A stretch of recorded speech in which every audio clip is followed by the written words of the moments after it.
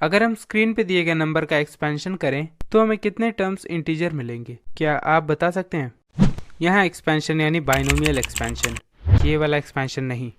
अब सदियों से चली आ रही एक प्रथा के अनुसार ये सवाल पूछने के बाद मुझे 10 सेकंड का टाइमर देना चाहिए था, पर YouTube की एक सुविधा का उपयोग करके तुम्हें 10 सेकंड स्किप ही करना है। तो चलो सीधा सोल्यूशन देखते हैं। पर उससे पहले अगर तुम्हारा मैथमेटिक्स से दूर दूर तक कोई संबंध नहीं तो तुम्हें लग रहा होगा कि अरे ये कैसे हो सकता है, साला स्क्वायर से क्यूब करने में फटने लगती है और इतना लंबा पावर कैसे निकलेगा। तो तुम सही हो, ये x प्लस वाई का होल स्क्वायर जितना आसान तो नहीं, पर किया जा सकता है। सबसे पहले ये जान लेते हैं कि बाइनोमियल एक्सपेंशन आखिर होता क्या है।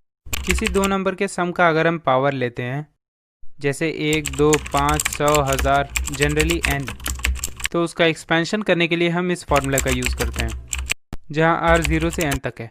इसका यूज़ करके अगर हम x प्लस वाई का होल स्क्वायर डेराइव करें तो वो आएगा 2c0 into x square into y to the power 0 plus 2c1 into x to the power 2 minus 1 into y to the power 1 plus 2c2 into x to the power 2 minus 2 into y to the power 2। क्योंकि NCR होता है n factorial upon r factorial into n minus r factorial, 2c0 1 हो जाएगा 2c1 2 और 2c2 1। किसी number का factorial उस number को लेके 1 तक जितने नंबर होते हैं उन सबको मल्टीप्लाई करने के बाद आता है, और 0 का फैक्टोरियल 1 होता है। क्यों और कैसे, इसके बारे में चर्चा हम कभी और करेंगे। अभी 2c0 1 into x square into y to the power 0 1 यानी एक्स स्क्वायर, प्लस 2c1 होता है 2 into x to the power 2 minus 1 यानी 1 into y to the power 1 यानी 2xy, और लास्ट में 2c2 1 x to the power 0 1 into y square यानी y square. यहीं से आता है वो x plus y into bracket into square वाला फॉर्मूला, और यहाँ एक्स्ट्रा में जो 2xy है वो बाइनोमियल एक्सपेंशन से आया। ऐसे ही क्यूब और बाकी पावर्स के लिए भी इसे यूज़ किया जा सकता है, बस एलिमेंट ऐड होते जाएंगे। देखा, यानी ये फॉर्मूला फालतू नहीं है। न जाने कितने महान लोग की ज़िंदगी भर की मेहनत है, कितनों की तो बीवियाँ छोड़ के भाग गई सबके चक्कर में। अब आते हैं अपने ओरिजिनल सवाल पे, जहाँ हमें बताना ये है कि अगर हम इस नंबर का एक्सपेंशन करते हैं तो सभी एलिमेंट में से कितने एलिमेंट इंटीजर होंगे। क्योंकि r 0 से लेके n तक होता है, टोटल नंबर ऑफ एलिमेंट हमें जितने मिलेंगे वो n से एक ज़्यादा होंगे। इस केस में n 256 है तो नंबर ऑफ एलिमेंट 257, जिनमें कुछ इंटीजर होंगे और कुछ नॉन इंटीजर। एक एलिमेंट NCR x की और y की वैल्यू को मल्टीप्लाई करने के बाद मिलता है, यानी अगर पूरे एलिमेंट को इंटीजर होना है तो इन तीनों वैल्यू को अलग अलग भी इंटीजर होना पड़ेगा। अब आने वाला है इस क्वेश्चन का मेन इंपॉर्टेंट पॉइंट। √3 को हम 3 टू द पावर 1/2 लिख सकते हैं, और 5 के 8th रूट को 5 टू द पावर 1/8। यहाँ एक एग्जाम्पल लेते हैं 27 का, जिसे हम 3 टू द पावर 3 लिख सकते हैं, या फिर √3 टू द पावर 6।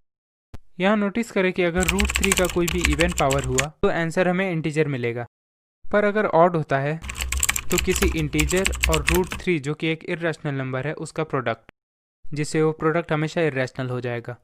यानी अगर √3 के किसी भी पावर को एक इंटीजर आना है तो उसे 2 से पूरी तरह डिविजिबल होना पड़ेगा। ऐसे ही इस केस में n हमेशा वो नंबर होगा जो 2 और 8 से पूरी तरह डिविजिबल हो। लकीली यहाँ दोनों ही इवन नंबर है, यानी n हमें बस वो चाहिए जो 8 से डिविजिबल हो, 2 से वो डिविजिबल ऑटोमेटिकली हो जाएगा।